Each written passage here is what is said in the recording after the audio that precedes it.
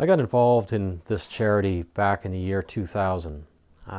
They were looking for someone to volunteer. I was looking for something good to do. And it was at that time that I started learning about fibromyalgia and chronic fatigue syndrome and the large number of people it affects and how devastating it is on their lives. And so I decided to get involved, and over the past 8 years I got more and more involved. Fibromyalgia and chronic fatigue syndrome are life-changing. They're unforgettable. They're with you every day. They impact the people around you. They change your life in so many ways. Often people will lose employment, people will lose friends, people will lose their sense of self, their self-esteem, everything that they grounded their lives on.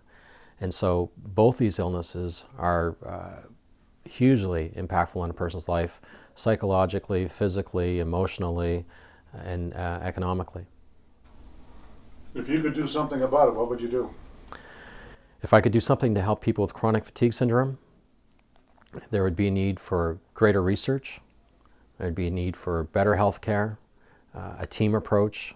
Obviously, in both fibromyalgia and chronic fatigue syndrome, we need better medications, greater research to lead those medications, and then societal acceptance. If we look at how cancer was treated in the 50s and early 60s, it was a source of shame for those who had it.